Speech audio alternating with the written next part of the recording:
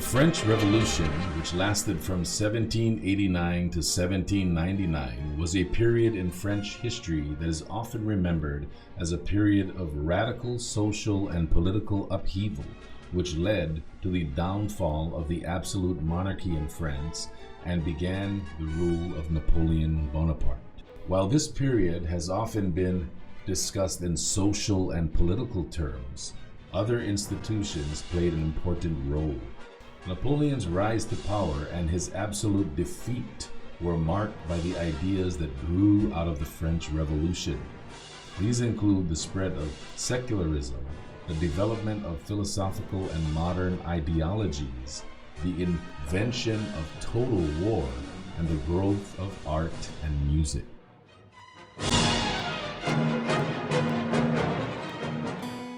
The French Revolution grew from the intellectual ideas of the Enlightenment, promoting such ideas as those of Rousseau and the social contract, and ideas of individualism and the separation of powers espoused by Baron de Montesquieu. Other philosophers of the age included Voltaire and his ideas of the defense of civil liberties, and Denis Diderot, who created the Encyclopedia, a collection of information of the arts and sciences. The Age of Enlightenment influenced these thinkers and led to the Declaration of the Rights of Man, drafted by French representatives. The leader, Jérôme Champion de Six, was inspired by the Enlightenment and the ideas of the importance of the individual and their rights.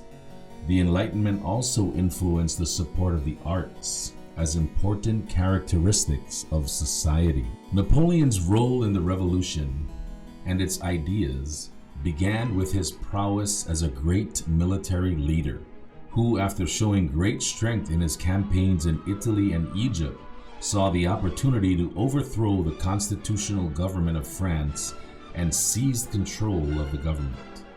Under Napoleon's leadership, the French army defeated the Austrians in the Battle of Marengo and gained much territory for France. Between 1804 and 1806, Napoleon fought to gain Middle Eastern alliances, including the Ottoman Empire, because he wanted more forces to join the anti-Russian coalition. France was growing territorially under Napoleon, and with this growth came economic and social growth as well. Economically, France was developing because of this newfound territory and from Napoleon's push to increase production of textiles, such as silk, and military goods and industry in France. Under his leadership, France became an economically successful nation. His emphasis on infrastructure, resulting in the building of new parks, bridges, quays, canals, reservoirs, and roads. Railways were established to connect France to outlying countries. He founded the Bank of France to lend businessmen credit at reasonable rates. Slowly yet steadily under Napoleon, the French economy was reviving to the amazement of all of Europe. In 1802, Napoleon also signed the Treaty of Montefontaine with the United States and sold the Louisiana Territory to the government of Thomas Jefferson to help fund the Napoleonic Wars. In March 1802, he also signed the Treaty of Amiens, which temporarily ended the war between England and France. This, along with increased dealings with the rest of Europe, would be considered one of the greatest times of peace in Europe, if only for a short time. Along with his new government that was a tightly structured bureaucracy, Napoleon also oversaw the codification of a new system of laws, also known as the Civil Code or Napoleonic Code. Under the new code, the feudal privileges were abolished and equality was given to every man before the law. To spread the prosperity of France, Napoleon forced every nation that he conquered to accept the new laws, including Austria, Russia, and Prussia. During this time of great wars and growth for France, Napoleon also saw the power of religion In 1801, Napoleon signed an agreement with Pope Pius VII, the Concordat, which made Catholicism the official religion of France. This was not done because of Napoleon's personal beliefs in the religion, but would have political uses later in his career. Napoleon also understood that the unification of the people under one religion would also contribute to the unification of the people under his government. In 1804, Napoleon used his connection to religion when he decided to be crowned Emperor of France. Pope Pius was brought from Rome for the occasion, giving the entire ceremony a sacred air by showing that God confirmed the changes of the revolution.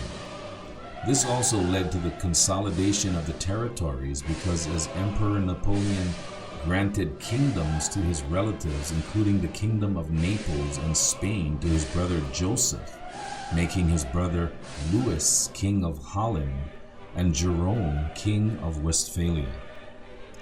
He also used his power to create the Confederation of the Rhine, consolidated the German kingdoms, and annexed Holland and Rome.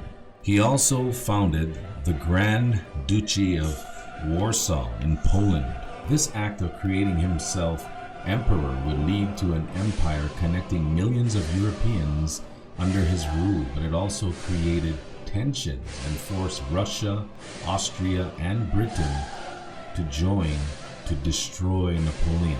Napoleon's great economic, political, and religious strides would soon be forgotten as he was defeated in 1814 and was forced to abdicate the throne. Napoleon said, "Everything on earth is soon forgotten, except the opinion we leave imprinted on history." Napoleon's opinion was not only left in his government and codified law system, but also in the art that was left behind. To quote Ludwig van Beethoven, he would trample on all human rights to become a tyrant. Beethoven had composed his Symphonie Eroica in honor of Napoleon and his support for the revolutionary ideals, but upon finishing the work, Napoleon decided to crown himself emperor. Beethoven was angered because this was against the ideals of the revolution, and he scratched out the dedication and renamed the symphony No. 3 in E-flat major. He no longer saw Napoleon as heroic. Other memories of Napoleon that would live on would be the artwork created to display Napoleon's greatness. Jacques-Louis David's famous painting, The Coronation of Napoleon, is one that many know and that all see as an image of the pomp of absolutism and sacred scene of the church. Though Napoleon did some great works during his reign, he is immortalized through the deeds such as crowning himself emperor, and is often shown in a bad light after his fall from power. With this in mind, and knowing that Napoleon was neither the first nor the last man that attempted to unite Europe, the question is, how should Napoleon be remembered?